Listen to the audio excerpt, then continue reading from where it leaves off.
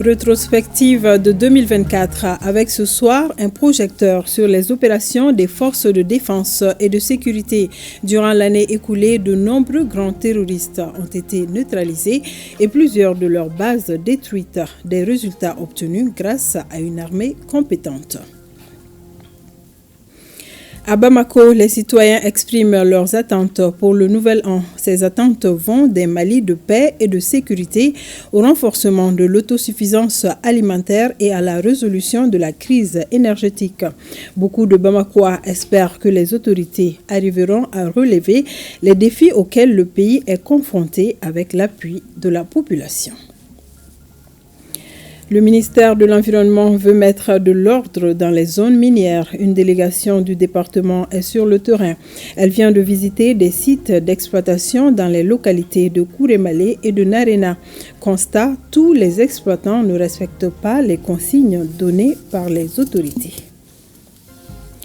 Bonsoir, bienvenue dans cette édition. Koulouba, cet après-midi, le président de la transition, général d'armée Assimi Goïta, a reçu en audience l'émissaire de John Dramani Mahama, nouvellement élu à la tête du Ghana.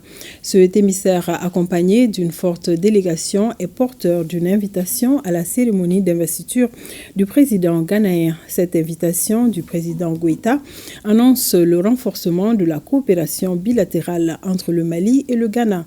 Nous vous proposons d'écouter Alfred Mahama, émissaire du président élu John Dramani Mahama. Il est au micro de Tamsir Djabati.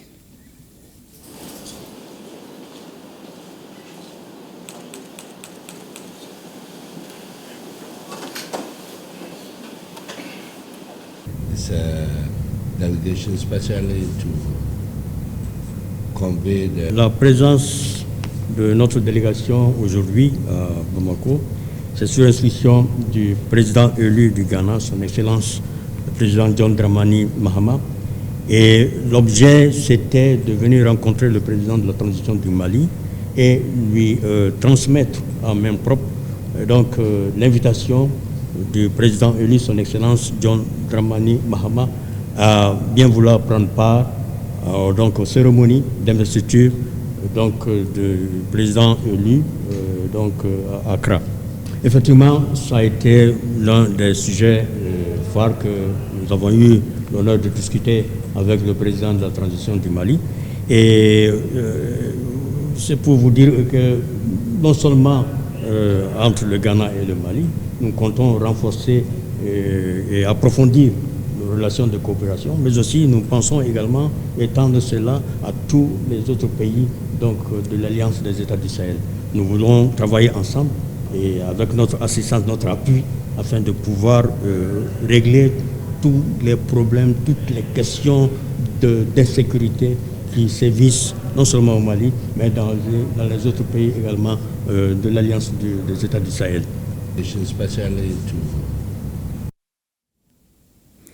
Gros plan ce soir sur une année de performance des forces de défense et de sécurité sur les théâtres des opérations. Une performance qui se traduit par l'amélioration progressive de la situation sécuritaire. Plusieurs terroristes longtemps recherchés ont été neutralisés cette année. De nombreuses bases des groupes terroristes ont été détruites et du matériel saisi, des résultats obtenus grâce à une armée compétente. Abdoulaye Sako, avec le concours de la DIRPA, revient sur quelques faits qui ont marqué l'année 2024 sur le plan défense et sécurité.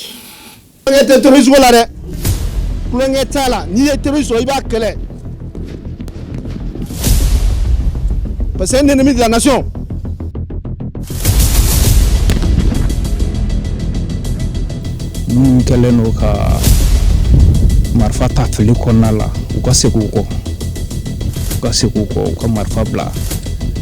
An ka kɛ kelen ye an ka jamana baara mais ni minnu ko k'u tɛ segin o kɔ o kɔni fura wɛrɛ t'o la an bɛ ala de deli olu ye sa o kɔni o repos éternel ye.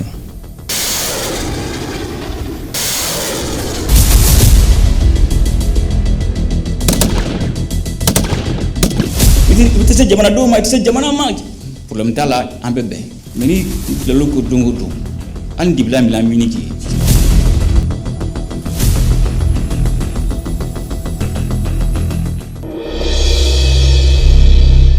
Loin des menaces, les forces armées maliennes avec à leur tête le chef suprême des armées, le général d'armée Assimi Goïta, avaient ouvert la voie à la repentance. Mais ceux qui ont fait la sourde oreille sont passés de vivants à trépas. 2024, une année qui sera jamais marquée d'une pierre noire dans l'esprit des terroristes. Au fil des mois, l'apocalypse s'est abattu sur eux. Les neutraliser individuellement ne suffit plus cette année. Ils sont pris en gros désormais sans qu'ils aient le temps de se rendre compte de ce qui leur arrive. Comme en témoigne cette victoire historique de Tinzaouaten, une opération spéciale d'envergure dans la région de Kidal le 1er décembre 2024 a permis de neutraliser des cadres de haut rang des groupes armés terroristes. Il s'agit de Shoaib Ag Atayer, Al-Baraka Ag Al-Faki, Moussa Ag Baïdiknan, Bachara Ag Hamed, Fad Ag Al-Mahamoud, Mohamed Ag Asherif Di Mafik, Sidi Ag Bay et Jamal Ag Al-Baraka. C'était d'une pierre plusieurs coups. Qui l'aurait cru?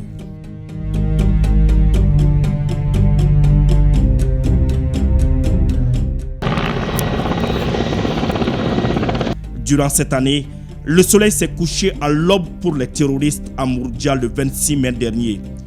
Ils ont subi l'une des plus grosses défaites de leur histoire.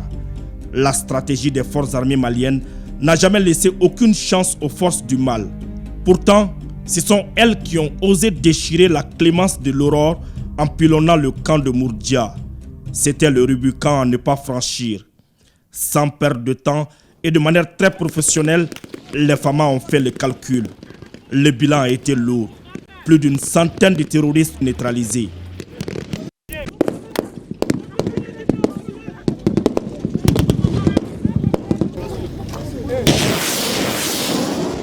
L'année 2024 a été aussi marquée par la neutralisation de l'un des plus grands terroristes recherchés de la planète. Son nom, Abu Uzeifa Di Hugo. Il a été neutralisé le dimanche 28 avril 2024 dans le secteur d'Indeliman par nos hommes. Sa tête était mise à prix par les États-Unis d'Amérique à plus de 3 milliards de francs CFA. En septembre 2024, les terroristes se sont attaqués au camp de Faladier et aux aéroports du Mali. La réaction de nos hommes ne s'est fait pas attendre. Dans une élégance toute militaire, les assaillants ont été neutralisés et leurs complices arrêtés. Ces succès sur le terrain ne sont pas le fruit du hasard.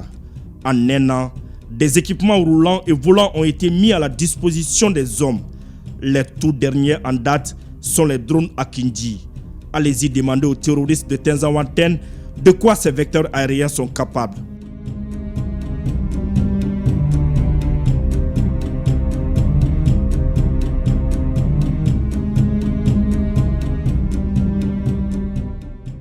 Rare dans l'histoire contemporaine de notre outil de défense, le recrutement et la formation des hommes auront été d'une telle régularité.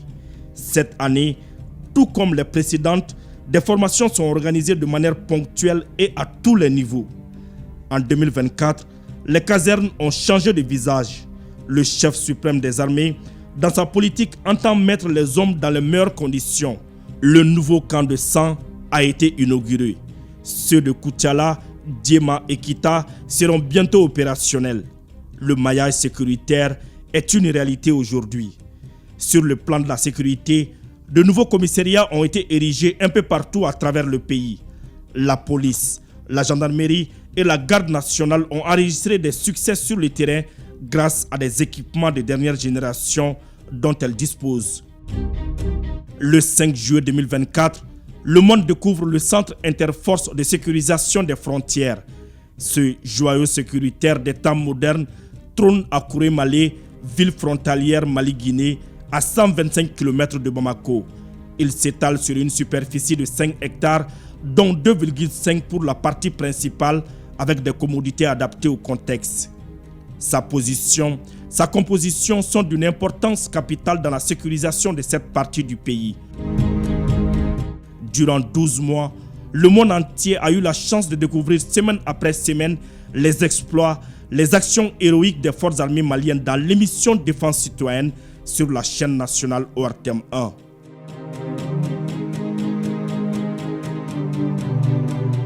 Un pas, un autre pas, encore un autre pas et tenir gagner chaque pas.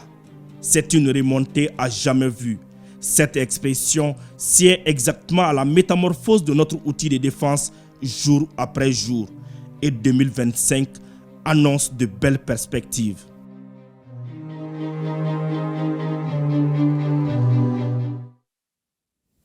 Voilà, tous derrière nos FAMA et nous restons avec nos forces de défense et de sécurité. Le centre secondaire de sauvetage de Bamako a été inauguré lundi dernier, 6 à la base aérienne 101 de Sénou. Le dit centre a coûté plus de 430 millions de francs CFA. Ce centre de sauvetage a été réalisé pour renforcer le dispositif de fonctionnement de l'aviation civile et militaire. Commentaire Abdul Karim Kaba. Bâti sur une superficie d'environ 3000 m², le centre secondaire de sauvetage de l'aviation civile et militaire est situé à la base aérienne 101 de Sénou. L'édifice jouera un rôle primordial dans le système de coordination de l'aviation. Un centre secondaire de sauvetage constitue un point très important dans le dispositif de fonctionnement de l'aviation civile et militaire. Il joue un rôle primordial dans le système de la sécurité de la navigation aérienne, non seulement en temps normal, mais aussi en cas de détresse avérée. Ce beau bâtiment, financé et équipé par l'ANAC, fait de nous les plus chanceux de la sous-région. Ces infrastructures ont été sciemment réalisées dans la zone vie de la base aérienne sur les instructions du chef d'état-major de l'armée de l'air, le général de brigade Alou Boïdiara, pour une meilleure accessibilité, contrairement à la zone technique. La réalisation du centre secondaire de sauvetage de Bamako a coûté plus de 430 millions de francs CFA. Le centre est mis en place pour répondre efficacement aux éventuelles catastrophes naturelles nécessitant une intervention rapide. Il constitue également un point de rassemblement et de déploiement pour les équipes de secours. Merci à l'ANAC de nous livrer ce joyau architectural qui, plus que son aspect esthétique, représente et offre des capacités fonctionnelles et opérationnelles extrêmement utiles pour nous.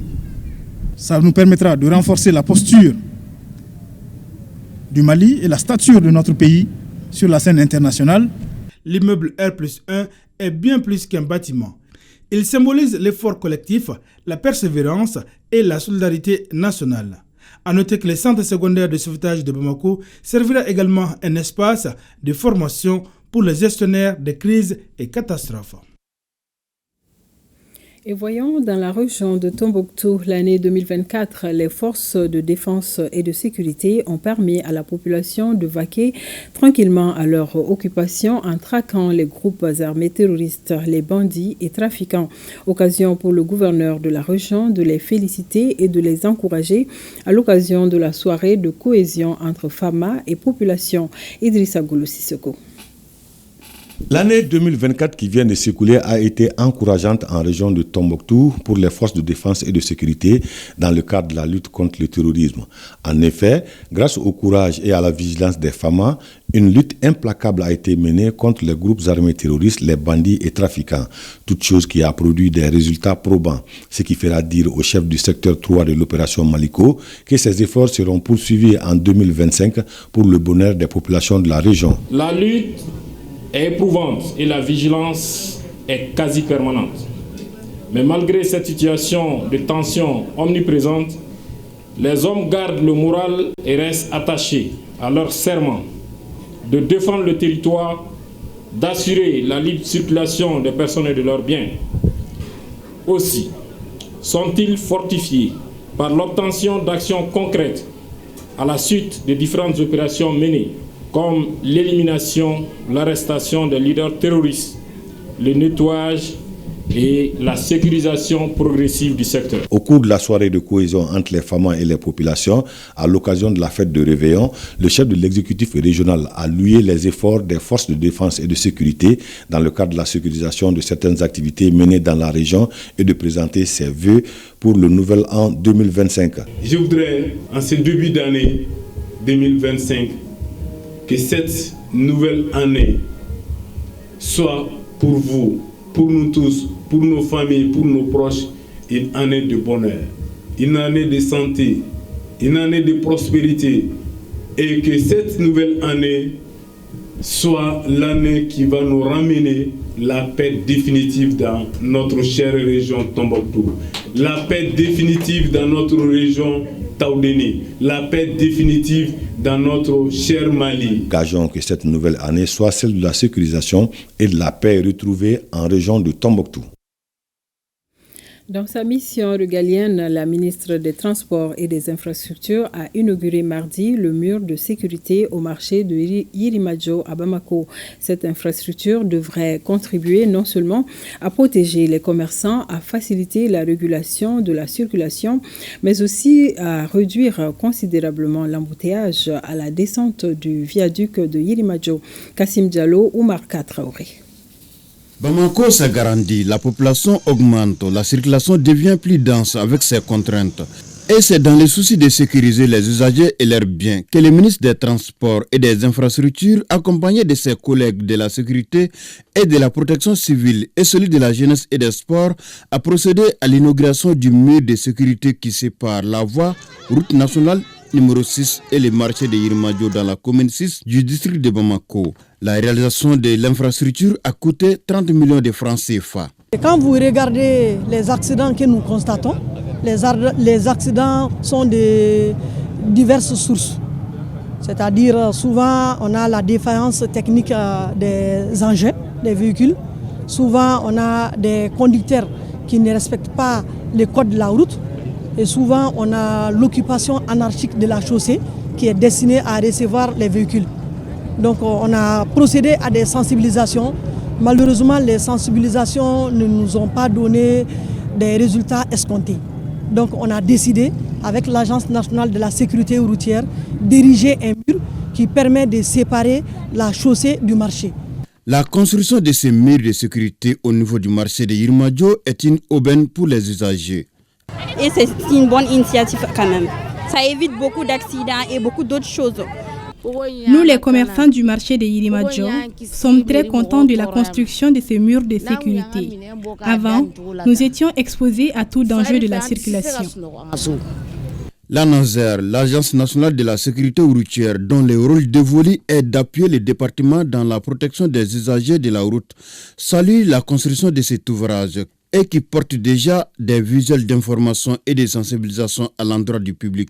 Nous avons opté pour ce type d'aménagement de sécurité routière pour permettre d'un côté à ce que les commerçants puissent exercer leur métier en dehors du trafic routier et pour permettre également un découlement normal du trafic entre Bamako et la périphérie. Ce mur de sécurité, désormais un cadre d'école, au-delà de sa beauté pour le décor des lieux, veut être ce tableau qui informe permanemment sur le respect du code de la route et rappelle cet important message, à savoir l'obligation du port des casques. Bref, tout ce qu'il y a à respecter pour la sécurité routière. À Bamako, les citoyens expriment leurs attentes pour le nouvel an. Ces attentes vont des Mali de paix et de sécurité au renforcement de l'autosuffisance alimentaire et à la résolution de la crise énergétique. Beaucoup de Bamakois espèrent que les autorités arriveront à relever les défis auxquels le pays est confronté avec l'appui de la population. Nos reporters Seydou Traoré et Yacouba Kone sont allés à la rencontre des citoyens. Suivons leur reportage. Les espoirs et les inquiétudes se mêlent en ce début d'année. La sécurité et la paix restent au cœur des préoccupations des habitants, tout comme l'accès à l'autosuffisance alimentaire, les soins de santé, l'emploi et l'éducation. La première de mes attentes, c'est la paix pour notre pays. Qu'Allah crée l'attente entre nos autorités. Nous souhaitons que la nouvelle année nous apporte plus de bonheur avec le maximum de sécurité. Avancer dans ces peuples-là, il faut qu'on donne la main et puis après ça la solidarité, la cohésion sociale et beaucoup de fraternité. Je souhaite plus d'assouplissement pour le prix des vivres. Je souhaite également des efforts dans le domaine de la santé et de l'éducation. Moi, je m'attends que le pays se stabilise, l'établissement de la sécurité et de l'électricité. Moi, je souhaite de l'emploi pour les jeunes. Ils sont nombreux à être au chômage malgré leur diplôme. Que 2025 soit une année d'emploi pour nos enfants. Pour la réussite de nos attentes, il faut que les Maliens s'unissent et font la paix en droite ligne des orientations de nos autorités. Face à ces défis, les citoyens attendent beaucoup des autorités de la transition. Ils espèrent une sortie de crise rapide et durable. 2025 se présente comme une année de réformes majeures à l'Agence malienne de presse et de publicité. Réformes qui s'articulent notamment autour de la diversification des activités, de la transformation numérique et du renforcement de la gouvernance. Il s'agit là d'une nouvelle stratégie managériale visant à maintenir l'équilibre au sein de la structure dans ses missions d'information et de communication. L'annonce a été faite ce jeudi à l'ouverture de la 47e session ordinaire du conseil d'administration de la structure Tchimoko Konati. Structure spécialisée dans l'information et dans la communication, l'AMAP, l'Agence malienne de presse et de publicité, arrive à tenir en dépit des péripéties qui traversent le pays. Du quotidien national l'essor aux plateformes digitales, en passant par la régie publicitaire, chaque entité concourt à jouer un rôle stratégique dans la desserte du service d'information et de communication, aussi bien en langue officielle qu'en français. Une dynamique qui sera maintenue et soutenue grâce à une nouvelle stratégie managériale plus moderne et performante en adéquation avec la culture de l'esprit d'entreprise. Le plan d'action élaboré pour la circonstance a été annoncé ce 2 janvier à l'ouverture de la 47e session ordinaire du conseil d'administration. Il s'articule autour de 5 axes prioritaires. Il s'agit de la diversification des activités, la transformation numérique, l'excellence éditoriale, le renforcement de la gouvernance, la performance financière. Le plan proposé a fait une bonne place à l'inclusivité de l'ensemble des directions techniques et de leurs agents respectifs.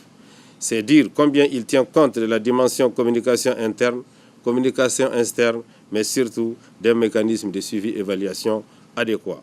À travers ce plan, il s'agira pour l'AMAP d'améliorer ses outils, ses produits et ses services, de perfectionner ses agents afin que la structure devienne compétitive et solide. Pour y parvenir, certaines innovations majeures pointent à l'horizon. Innovation au premier rang desquelles la relance élargie de l'Agence nationale d'information dans un contexte de guerre informationnelle et communicationnelle. Le positionnement de l'imprimerie comme une imprimerie de type national qui puisse faire face à la demande nationale en termes d'impression des documents officiels et administratifs à gros tirage.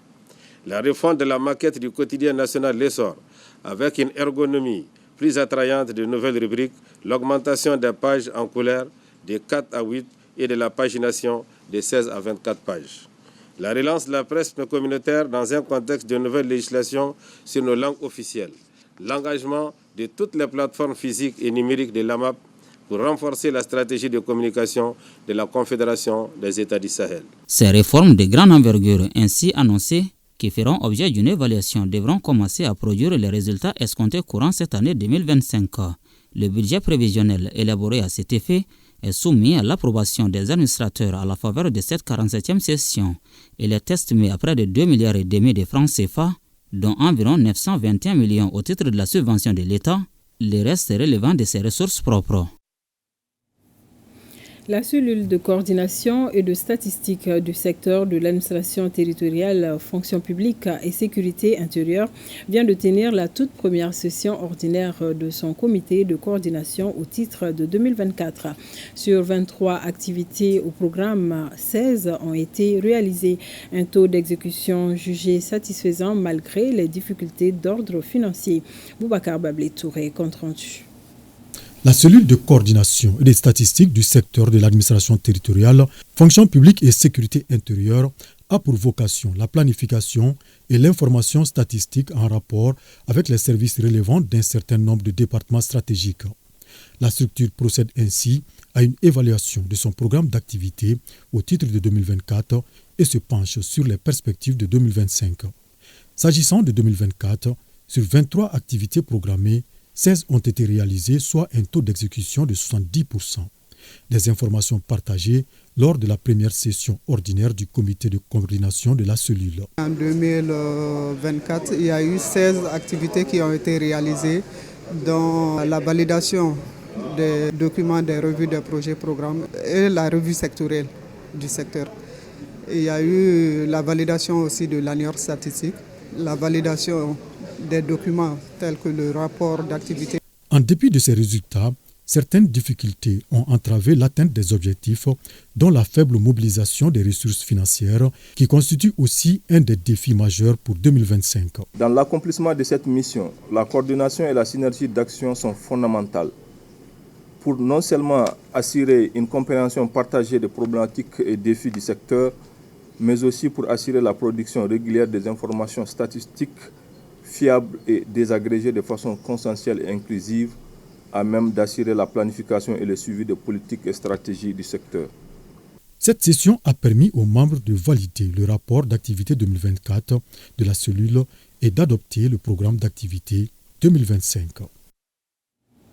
Et dans la même veine, le chef de cabinet du ministre de l'Industrie et du Commerce a présidé l'ouverture des travaux de la 6e session du Centre pour le développement du secteur agroalimentaire. Le centre en question a pour mission de contribuer à la promotion et à la valorisation de nos produits agroalimentaires. Cette 6e session fait le bilan des activités menées en 2024. Youssouf Diakiti. Cette 6e session du Conseil d'administration du Centre pour le développement du secteur agroalimentaire fait le bilan des activités menées en 2024. Un centre dont la mission principale reste la valorisation et la promotion de nos produits agroalimentaires. Les activités réalisées cette année au niveau du centre, nous avons fait des renforcements des capacités. Nous avons élaboré certaines fiches technologiques. Nous avons aussi élaboré un guide de bonnes pratiques d'hygiène alimentaire. Nous avons aussi évalué le plan d'action de nos stratégies qui est la base de la création de notre structure. Le représentant du ministre de l'Industrie et du Commerce a surtout salué la détermination de la direction du centre à faire face aux challenges tout en les encourageant à multiplier des initiatives allant dans le sens de la promotion du consommé malien. La présente session sera l'occasion d'examiner la situation du Centre pour le développement du secteur agroalimentaire à travers les orientations que vous avez définies au cours de la dernière session, ainsi que les ressources que vous avez autorisées pour mettre en œuvre ces orientations. Par ailleurs, vous aurez à donner de nouvelles directives et à prévoir de nouveaux moyens pour atteindre les nouveaux objectifs. Il est impératif que le Centre pour le développement du secteur agroalimentaire améliore de manière significative et dans les meilleurs délais sa contribution au relèvement des enjeux et défis socio-économiques au Mali. D'ores et déjà, je nourris l'espoir qu'avec la définition d'objectifs opérationnels ambitieux établis pour l'exercice 2025, vous donnerez au CDA les moyens d'atteindre ces objectifs. Cette 6e session formulera des recommandations pour surtout le renforcement des capacités opérationnelles du centre. Cérémonie de clôture de la 7e session du comité technique conjoint pour la gestion intégrée des ressources en eau Burkina Faso-Mali. Une rencontre qui a regroupé les experts maliens et burkinabés en eau. Cette session s'est soldée par plusieurs recommandations afin de mieux gérer des bassins hydrologiques communs dans un contexte de changement climatique. Kassim Diallo. La protection et la lutte contre la dégradation des bassins hydrologiques communs pour le Mali et le Burkina Faso étaient au centre de cette rencontre qui a réuni les experts des deux pays. Durant 2 jours, cette session du comité technique conjoint pour la gestion intégrée des ressources en eau permettra aux participants de proposer la mise en place d'un projet innovant afin de relever les défis du changement climatique. La recommandation phare que nous pouvons retenir, c'est vraiment l'idée de projet que nous avons retenu pour élaborer et soumettre aux partenaires qui, si c'est financé, va permettre beaucoup d'impacter positivement les populations du bassin du Sourou. Aussi, il est recommandé aussi de prendre en compte un certain nombre de bassins qui ont été identifiés. Le bassin du Sourou est dans un état où vraiment il faut que nous intervenons. En 2013, les deux pays ont vu la nécessité de s'unir pour faire leur effort, pour pouvoir mener des actions pour inverser les tendances. Les travaux des experts maliens et burkinabés s'articulent autour de plusieurs préoccupations, notamment la mutualisation des efforts pour une gestion efficace des ressources en eau. La problématique du bassin, c'est connu. Dès qu'on a mis en place le comité, il y a les questions de la pêche, notamment les questions des types de filets qu'il faut avoir partagés. Il y a les questions de développement, des plans de développement dans le bassin qu'il faut savoir pour pouvoir harmoniser. Voilà. Il y a les questions également de partage des données, voilà, pour peut-être faire face aux inondations et de façon globale aux catastrophes naturelles. Les recommandations issues de cette rencontre permettront aux experts de prendre en compte les priorités pour la gestion des nombreux bassins hydrologiques que les deux pays ont en commun. Le ministère de l'Environnement veut mettre de l'ordre dans les zones minières. Une délégation du département est sur le terrain. Elle vient de visiter des sites d'exploitation dans les localités de Kourémalé et de Narina. Constat, tous les exploitants ne respectent pas les consignes données par les autorités. Le compte-rendu de cette journée avec Aloussé Touré et Sambou Djakiti. À l'arrivée de la délégation à la mine 189 près de Kourémalé, les prestataires de l'exploitant étaient occupés à la construction d'un pont pour l'usage des villages environnants. Aussi, on pouvait voir que la partie exploitée par la société a été partiellement réhabilitée. L'entreprise en question, effectivement, était en infraction par rapport à certains aspects, notamment le défrichement. Ensuite, il y avait les excavations qui n'étaient pas bouchées. Donc l'entreprise a été transigée, elle a payé la transaction. On a fait un protocole d'accord pour reboucher toutes les excavations qui existent ici et faire ensuite le reboisement compensatoire. Après le paiement de la transaction, l'entreprise est en train de faire le rebouchage des excavations. Et à la fin de ce rebouchage-là, on va commencer le reboisement compensatoire et on va suivre avec l'entreprise du début jusqu'à la fin. La société détient un permis d'exploitation, un permis environnemental. Et en plus du permis environnemental, la société a eu à faire un audit environnemental assorti d'un cutis. Qu'à cela ne tienne, le ministère de l'Environnement doit quand même se rassurer de la mise en œuvre, en tout cas des exigences mentionnées dans le plan de gestion environnementale et sociale. Et c'est pourquoi nous sommes là pour constater réellement l'effectivité de cette mise en œuvre de ces directives, de ces consignes qui ont été mentionnées dans le PZS. Non loin du 189, un autre site fraîchement abandonné par les exploitants, sûrement informés de l'arrivée de la délégation qui ont choisi d'éviter la rencontre. Plus loin, mais toujours dans le même secteur, c'est une société d'origine asiatique qui exploite une superficie de 6 hectares. En raison des récriminations faites par les autorités, la dite société n'a pas voulu passer outre. Elle attend sagement la régularisation de sa situation. Un exemple à suivre donc dans cette jungle que représente le monde de l'exploitation minière. La 7e édition du Forum national des jeunes femmes et filles leaders du Mali s'est tenue du 26 au 28 décembre au Centre de transformation agroalimentaire de Sibi. Ce forum se veut une contribution essentielle des jeunes femmes et filles à la refondation du Mali. L'initiative est du Réseau national de la jeunesse du Mali, Renagem, Soumaou Aïdara.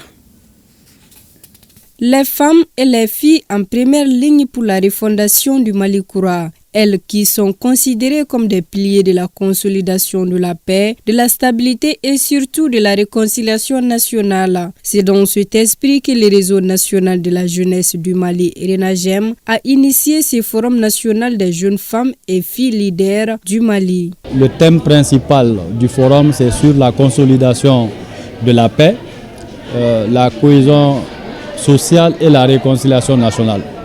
C'est pour vous dire que c'est une contribution de la jeunesse malienne dans son ensemble, mais surtout la jeunesse féminine du Mali aux efforts des plus hautes autorités pour une paix durable. Vraiment, c'est à saluer. Et c'est un forum, vraiment, ça montre l'engagement, le rôle et la place de la femme et de la jeune fille par rapport à son leadership. Dans le cadre de ce 7e forum, les jeunes femmes ont été formées dans plusieurs domaines, dont l'agriculture, un moyen de leur permettre d'être financièrement autonomes. Le centre de transformation agroalimentaire, il forme les jeunes filles dans l'agriculture, dans le maraîchage, dans la transformation des produits agricoles, mais aussi il les forme dans le management des projets, des entreprises. Nous voilà au terme de vos travaux. J'ose espérer que les conclusions issues de cette rencontre seront exploitées à bon escient.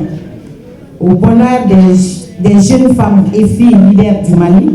Le Forum national des jeunes femmes et filles leaders du Mali est un vecteur de changement. Il contribue à aider les jeunes femmes et filles à prendre leur place en tant que leaders de demain, prêtes à bâtir un Mali plus stable, plus uni et plus équitable. Et transition, trouver la santé de reproduction se présente de nos jours comme un défi majeur qui nécessite des ressources conséquentes. Pour ce faire, l'apport du secteur privé reste déterminant. C'est dans ce cadre que s'est tenue ce mardi une session de plaidoyer à l'endroit du CNPM, Conseil national du patronat du Mali. Tchemoko Konate pour plus de détails. Si le développement économique dispose d'une épine dorsale, c'est bien le capital humain. Conviction du directeur général de l'ONACR, l'Office national de la santé et de la reproduction, qui déplore les difficultés liées à la mobilisation des ressources en faveur de la santé et de la reproduction. Conséquence, un enfant de moins de 2 ans meurt toutes les 4 minutes, alors qu'une femme enceinte perd la vie toutes les 3 heures. Et 5% de nos enfants ne verront pas leur 5e anniversaire dans notre pays. Ce n'est que la face visible de l'iceberg. Pour dire tout simplement, la problématique de décès maternel est une problématique qui intéresse tous les secteurs. En dépit des difficultés, l'Office national de la santé et de la reproduction continue à s'investir. C'est dans ce cadre que s'inscrit cette session dite de plaidoyer à l'endroit du Conseil national du patronat. Il s'agit de mettre à contribution l'organisation patronale dans la mobilisation des ressources auprès du secteur privé. Aujourd'hui, le secteur privé occupe une position stratégique pour répondre à ce défi. Vous êtes des acteurs incontournables de notre économie et des catalyseurs du changement social.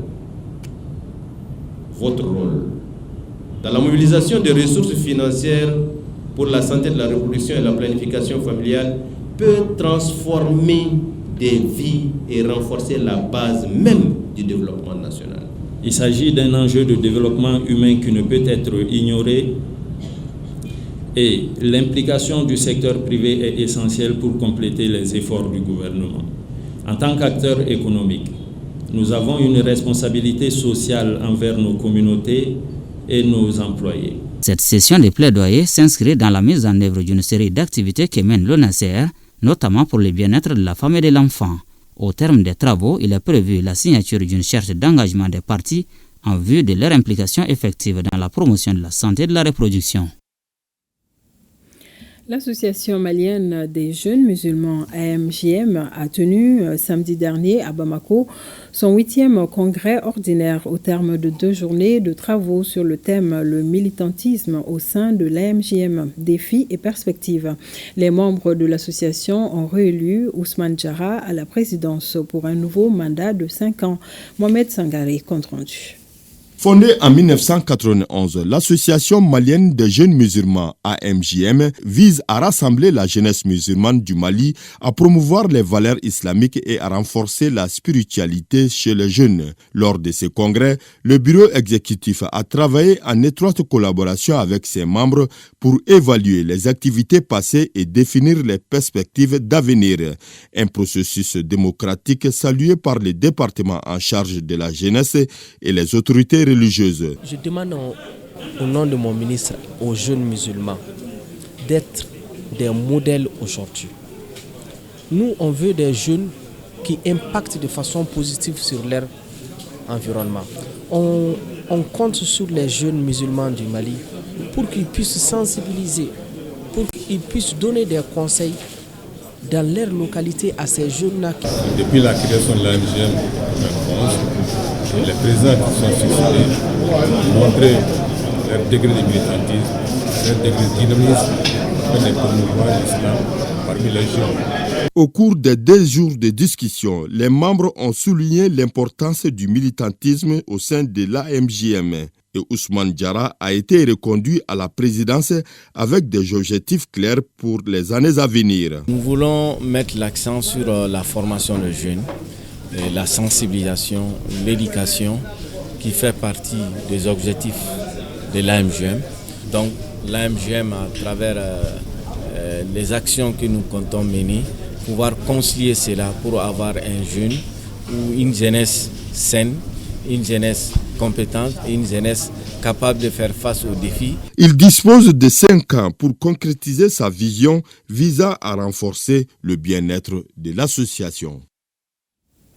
Ce communiqué, le ministre des Affaires religieuses, du culte et des coutumes sur la base de la délibération de la Commission nationale d'observation de la Lune a l'honneur d'informer la communauté musulmane du Mali que le croissant lunaire Rajab ou Rajabakalo n'a été aperçu le mardi 31 décembre 2024 dans aucune localité du pays. En conséquence, le mois lunaire Rajab ou Rajabakalo débute au Mali ce jeudi 2 janvier 2025 sur toute l'étendue du territoire national.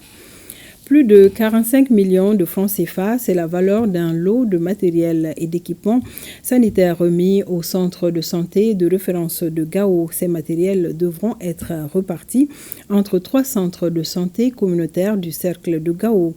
Cette remise s'inscrit dans le cadre du projet décentralisation et bonne gouvernance au Mali de la GIZ. Rakiatou Touré. Cet appui en matériel et équipements sanitaires constitue l'axe 5 du projet décentralisation et bonne gouvernance PADRE 3. Le lot d'équipements financé par la BMZ avec un montant d'une valeur de plus de 45 millions de francs CFA est destiné au CESCOM de Wabaria et Bagoundje dans la commune rurale de Gunzouraï et Château dans la commune urbaine de Gao. Ces équipements et matériels sont constitués de 60 lits d'hospitalisation d'une place, 6 tables de pansement avec chariot, 2 tables de consultation gynécologique hydraulique, 60 matelas d'une place, 50 tensiomètres manuels, 70 thermomètres électroniques, 2 balances pèse-personnes, 2 pèse bébé, 8 tables d'accouchement, 11 tables pour nouveau-nés, 6 boîtes d'épisiotomie, 6 boîtes d'accouchement, 5 otoscopes, un agitateur, 2 microscopes optiques, un hémoglobinomètre et une boîte de pansement. À ceci s'ajoutent des assises, des armoires, des bancs, 6 ordinateurs portables et accessoires. Cette contribution vise à améliorer les conditions sanitaires des populations déplacées internes et autres vulnérables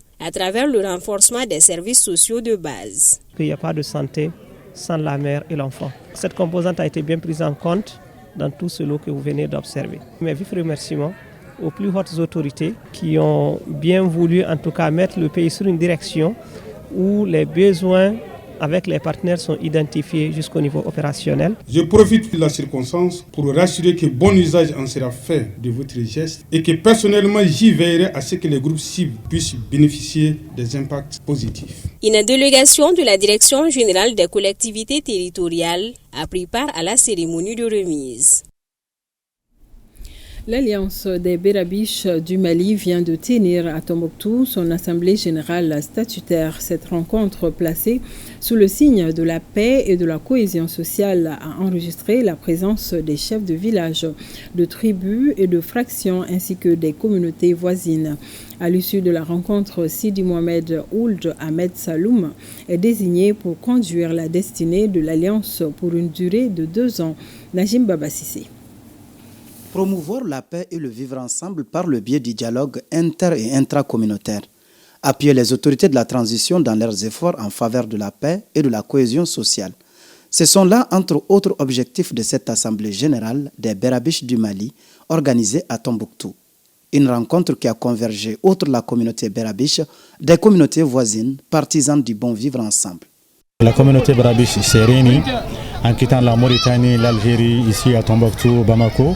Et nous avons décidé d'aller ensemble, mettre un bureau ensemble, mettre des cadres qui peuvent défendre vraiment l'intérêt de la communauté, mais aider les autorités à maintenir une paix durable maintenir l'unité nationale, maintenir un Mali prospère. S'engage à aller à la conquête de cœur et des esprits de tous les enfants du pays, unis les uns aux autres par des liens sacrés fondés sur l'histoire, la géographie, la culture et les traditions ancestrales. Enfin, qu'ils se retrouvent, se parlent, se comprennent et se pardonnent cette gigantesque œuvre sociale, nul ne peut et doit plus instaurer le silence entre nous. À l'unanimité, l'Assemblée a désigné Sidi Mohamed Ould Ahmed Saloum pour conduire la destinée de l'Alliance pour un mandat de 2 ans à la tête d'un bureau d'une quarantaine de membres. La responsabilité est une grande responsabilité et sans l'accompagnement de tout le monde, le défi sera très difficile. Mais avec l'engagement de tous les fils et la confiance, tout est possible. Malgré les complots internationaux, malgré les difficultés, ces jeunes ont si tenu debout pour honorer le Mali et l'Afrique. Cette assemblée générale était riche en motions de soutien et de déclarations en faveur des autorités de la transition. Nous témoignons notre gratitude, nos remerciements au général de corps d'armée, le ministre de la Réconciliation, de la paix et de la cohésion nationale, Ismaël Ouagué. Nous voudrons dire ici que nous sommes une communauté responsable. Nous sommes une communauté optimiste. Nous sommes une communauté qui croit. Et nous sommes des communautés pacifistes et citoyennes. J'ose espérer que tout l'effort que nous sommes en train de faire, c'est pour d'abord le Mali. Et après le Mali viendra nos différentes régions. Auparavant, l'hymne national avait été entonné pour aborder cette assemblée en toute confiance et en malien tout court. Inauguration à Koutiala du complexe Tarador numéro 2, 6 à La Fiala. C'est un bâtiment de 2 étages comportant toutes les commodités. Cette infrastructure, qui a coûté plus de 300 millions de francs CFA, devra permettre de créer 50 emplois directs et contribuer au développement local. Elle est l'œuvre de Mamadou Traoré, PDG du groupe Tarador. D'autres détails avec Brahima Kone et Assitan Berti. Le groupe Tarador de Koutiala, créé par Mamadou Traoré, s'agrandit à travers la construction du complexe numéro 2 à La Fiala, au bord du goudron non loin du terrain municipal. L'inauguration de ce bâtiment d'une valeur de plus de 300 millions de francs CFA, ayant fait l'objet d'une grande mobilisation des Koutialais, est saluée par le chef du quartier de La Fiala, les autorités politiques et administratives de Koutiala. Une fierté pour la famille du promoteur. Que Dieu nous donne les moyens de faire plusieurs autres réalisations dans un Mali pacifié. Au complexe Tarador, vos besoins culinaires et alimentaires seront satisfaits. Ce bâtiment de 2 étages comporte une pâtisserie, une salle de conférence d'une capacité d'accueil de 200 à 250 places et une salle polyvalente. Il constitue un véritable business center. Madou a construit quand même cet édifice, c'est vrai, mais je pense qu'il a donné ça à la jeunesse de Koutiala, à la population de Koutiala et aux missionnaires qui viennent en séjour à Koutiala. Le complexe Tarador numéro 2 apparaît comme un outil de développement au regard des offres proposées. Il a d'autres vertus, à savoir le fait d'aider la ville de Koulé-Diakan à faire peau neuve et la création de 50 nouveaux emplois. L'initiative de réalisation de ce complexe est à saluer. Au nom du gouverneur de la région, au nom des plus hautes autorités, on doit remercier d'abord le PDG Tarador avec tous ses collaborateurs. Il faut que chaque Malien, chaque Malienne fasse ce qu'il peut faire pour le pays. C'est une fierté pour la région de Koutiala, c'est une fierté pour tout le Mali. Le complexe numéro 2 est né de la volonté du promoteur du groupe Tarador, Mamadou Traoré, de mieux satisfaire les clients.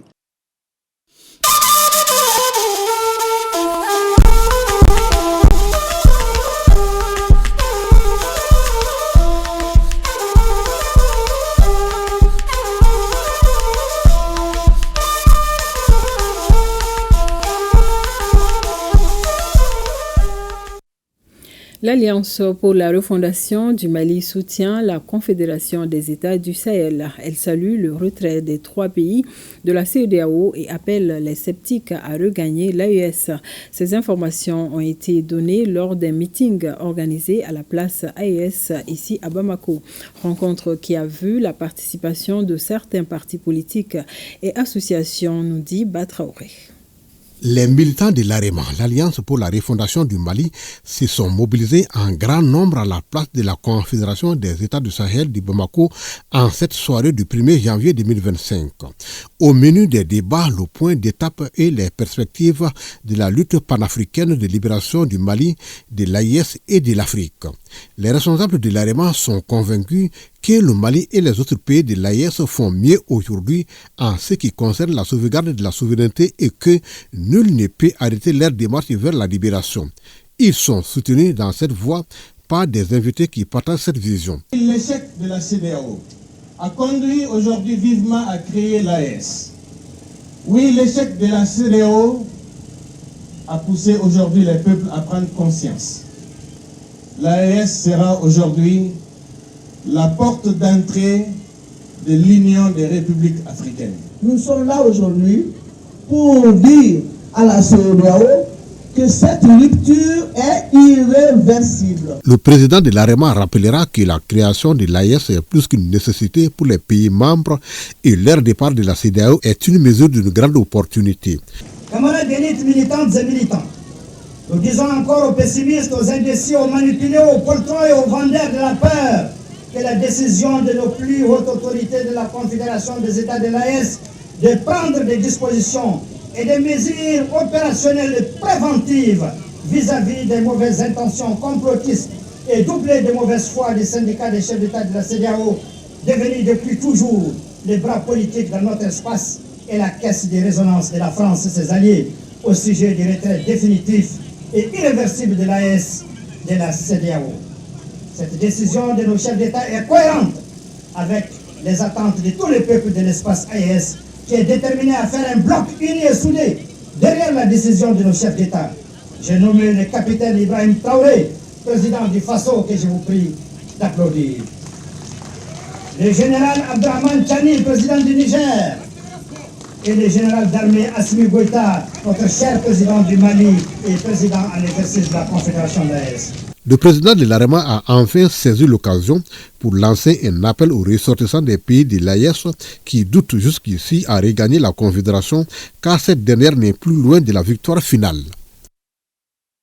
Face au lancement du paiement des revenus des producteurs de coton, une bonne nouvelle pour les producteurs de coton de 3 sociétés coopératives de la région cotonnière de Houndé. Au total, une cagnotte de plus de 52 millions de francs CFA à se partager. Et c'est le directeur général de la Sofitex qui a procédé au lancement officiel de cette opération. Hassan Gourabou, Siriki Milogo et Salam Dabal ont assisté.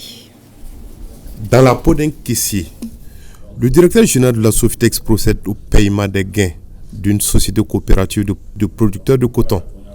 Leur représentant empoche plus de 32 millions de francs CFA. À sa suite, 2 autres sociétés passent à la caisse pour le paiement des revenus de leur production au compte de la campagne 2024. Au total, plus de 52 millions de francs CFA sont repartis entre ces producteurs de la région cotonnière de Houndé. La campagne qui vient de prendre fin n'a pas été facile et ces producteurs qui se sont battus malgré la diversité et qui ont pu faire leur production, ils l'ont pu le rentrer très tôt et donc c'est ça qui vaut leur paiement. Un démarrage de paiement qui marque l'aboutissement d'un processus, de quoi susciter de l'espoir chez les producteurs de l'or blanc. Depuis le démarrage de la commercialisation, des questions diverses nous parvenaient, à savoir si cette année la société aura les capacités financières pour payer les producteurs. Je répondais par l'affirmatif, oui, sans même aller voir le DG, si toutefois les conditions étaient réunies. Mais si toutefois aujourd'hui c'est une condition qui est démontrée vraie, je suis très content et pour dire aux producteurs de coton, ce que je les avais dit, je confirme. les fonds nécessaires pour payer les recettes coton et qu'il reste maintenant à nous les producteurs de rentrer vite le coton. Avec une production moyenne de plus de 100 000 tonnes par an, la région cotonnière de Yaoundé occupe le premier rang en termes de production dans la zone Sofitex, performance due à la maîtrise des techniques de culture. Nous allons suivre à présent un bulletin qui évoque les interventions des forces de défense et de sécurité dans leur mission de sécurisation du territoire nigérien du 29 décembre 2024 au 1er janvier 2025. Commentaire Jocelyne Amoussou. Dans la région de Tillabéri, dans le cadre de l'opération NIA, menée sur la rive droite du fleuve, les forces de défense et de sécurité poursuivent leurs efforts pour protéger les populations et leurs biens. À travers des opérations régulières et souvent risquées, elles visent à prévenir et neutraliser les menaces pesant sur la stabilité de la région. Au début de cette semaine, lors d'une mission de reconnaissance dans la zone de Mossi-Paga, nos troupes ont déjoué des tentatives terroristes mettant en danger la sécurité des forces engagées et des populations locales. Toujours dans la région de Tillabéri, la zone d'Almahao semble connaître une accalmie relative ces derniers jours. Toutefois, les forces de défense et de sécurité maintiennent un rythme soutenu d'opérations pour garantir une protection durable des populations et prévenir toute résurgence des menaces. Ces efforts se traduisent par des patrouilles intensives, des missions de contrôle de zone et une vigilance accrue face aux tentatives des groupes hostiles et leurs sponsors de déstabiliser la région. Dans cette dynamique, un détachement militaire a mené en fin de matinée du lundi 30 décembre une mission dans la zone d'Ayoru, située à proximité de la frontière avec le Mali. Au cours de cette opération, 3 terroristes ont été interpellés. Dans la région de Tawa, dans le cadre de l'opération Chara, lundi 30 décembre aux environs de 6h45, le pipeline stratégique reliant le Niger au Bénin a été la cible d'une attaque de sabotage dans les environs de Mounseka. Des groupes en provenance d'un pays voisin ont perpétré cet acte malveillant avant de se replier rapidement vers leur territoire. Face à cette attaque, les autorités nigériennes ont réagi avec vigilance. Les équipes techniques sont déjà à pied d'œuvre pour contenir la fuite et rétablir le fonctionnement normal du pipeline. En outre, des mesures renforcées en collaboration avec la partie chinoise seront mises en œuvre dans les mois à venir pour garantir la sécurité de cette infrastructure vitale pour le développement du pays. Parallèlement, les forces de sécurité de Tawa ont mené une opération décisive contre un réseau de trafic de carburant visant à affaiblir les soutiens logistiques des groupes hostiles. Dans la région de Difa, à l'est du Niger, dans la matinée du lundi 30 décembre 2024, une mission de surveillance aérienne de l'armée de l'air a repéré un mouvement suspect de bétail volé au sud-ouest de Ngingimi. Alertées sans délai, les troupes au sol ont immédiatement lancé une opération ciblée pour neutraliser les malfaiteurs. En Tunisie, les jeunes leaders de l'Association des étudiants et stagiaires du Mali, du Burkina Faso et du Niger ont organisé une soirée artistique et culturelle dédiée à l'AES. L'objectif est de contribuer à la consolidation des liens séculaires, historiques et socio-économiques entre les pays de la Confédération de l'AES, une soirée parrainée par l'ambassadeur du Mali. Le résumé de cette soirée de l'AES en Tunisie, c'est avec Kassim Diallo. Les Maliens, Burkinabés et Nigériens sont désormais une famille. Cela se concrétise à travers des actions. Ainsi, l'Association des étudiants et stagiaires du Mali, du Burkina Faso et du Niger a initié une soirée culturelle et artistique en Tunisie. Un moment de communion et de brassage culturel. Nous avons pu découvrir à travers cette soirée culturelle toutes les dimensions de la culture de nos 3 pays, le Burkina, le Mali et le Niger. Aujourd'hui, on peut affirmer sans risque de se tromper que les communautés maliennes, burkinabées et nigériennes en Tunisie vivent en harmonie, en symbiose et utilisent la culture comme facteur de rapprochement, de cohésion sociale, de solidarité et entraide. Il s'agit de contribuer à la consolidation des liens séculaires, historiques et socio-économiques entre les pays de la Confédération de l'AES. La soirée est mise à profit pour un défilé de mode, des danses traditionnelles, une chorégraphie et la projection des films. La dynamique enclenchée par les 3 pays fait l'objet d'une adhésion totale. Pour preuve, nous avons des étudiants, des stagiaires qui, malgré leurs études, malgré leur formation, ont pu se réunir et nous offrir un spectacle de belle facture. Donc c'est une idée très heureuse que nous saluons tous et nous souhaitons qu'elle se perpétue. Il y a une flamme qui est allumée, donc c'est à vous d'allumer le feu et continuer à veiller sur ce feu jusqu'à un jour on va arriver à une fédération où quand un Nigérien quitte Niamey pour aller à Bamako, c'est comme s'il a quitté Niamey pour aller à Dosso. La soirée a vu la participation des ambassadeurs de l'AES. Véritable occasion pour édifier les étudiants des pays des membres de l'AES en Tunisie sur la vision de leur autorité.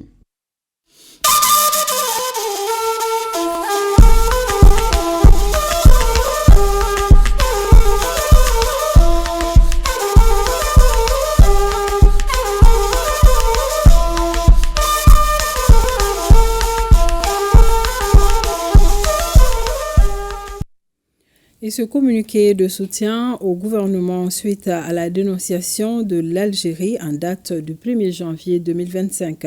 L'Alliance pour la refondation du Mali, AREMA, a suivi et écouté sans surprise le communiqué de condamnation par le ministre des Affaires étrangères et de la coopération internationale du Mali des propos de M. Attaf, ministre d'État, ministre des Affaires étrangères de la République algérienne démocratique et populaire, commentant à nouveau la stratégie malienne de lutte contre le terrorisme par voie de presse. L'AREMA remercie et félicite nos plus hautes autorités pour leur patience face au comportement des pays voisins et considérés comme frères par l'histoire et la géographie, mais pourtant qui ne ratent aucune occasion d'avoir des agissements inamicaux et condescendants vis-à-vis du Mali et des Maliens. C'est pourquoi l'AREMA appelle les autorités du Mali et du peuple frère algérien à se donner sincèrement la main avec le Mali et tous les pays de l'AES pour combattre les terroristes et que l'Algérie se souvienne qu'avec l'AES, elle a certainement les mêmes ennemis historiques. L'AREMA réitère sa détermination à soutenir nos autorités de la transition engagée avec le Burkina Faso et la République du Niger dans la Confédération AES à éradiquer le terrorisme sous toutes ses formes. Le constat est établi. De gros efforts ont été fournis par la délégation spéciale du district de Bamako en matière d'assainissement. Et pas seulement. La recette, selon Bala Traoré, président de la délégation spéciale, c'est faire travailler, suivre et motiver. Mais des défis demeurent et parmi eux, le comportement d'une partie de la population qui continue à jeter des sacs d'ordures sur les grandes avenues de la capitale. Bala Traoré l'a dit à Yaya Konaté sur le plateau de l'invité de la semaine. Je vous propose de suivre un extrait de cet entretien. Pour qui a vécu ici il y a quelques mois et qui examine la ville, regarde la ville, comment ça se passe, c'est vraiment le jour et la nuit. Le problème est que le travail n'était simplement pas fait. Tout se passait comme ceux qui sont en charge de l'assainissement attendaient que quelqu'un vienne d'ailleurs pour venir assainir. C'était une question de responsabilité. Qui est en charge? Et celui qui est en charge, qu'est-ce qu'il fait pour assumer cette fonction-là? La question était autour de ça. Donc nous nous sommes dit que non, il faut y aller, il faut faire travailler les gens, il faut les suivre, il faut les motiver, il faut les équiper. Et tout de suite, le résultat est paru. Si vous vous rappelez, au Dabanani, à un moment, il y a une vidéo même qui a circulé où c'était vraiment, c'est pas possible. Mais actuellement, essayez de passer là-bas, vous allez voir la nette différence. Alors en matière d'assainissement, le défi aujourd'hui, il reste à quel niveau? Ah, il y a un défi quand même. Parce que il faut un changement de comportement. Ça veut dire que les gens continuent toujours à mettre les ordures dans les sacs, à les déposer sur les grandes artères. Ce n'est pas bien, ça n'existe nulle part. Il y a des villes, quand vous le faites, les gens penseront que vous avez un problème mental. L'invité de la semaine à suivre ce soir dans nos programmes après le PMU Mali. Et point final à cette édition. Merci de nous avoir suivis. Demain, vous serez en compagnie de Khadija Toukone. D'ici là, prenez soin de vous.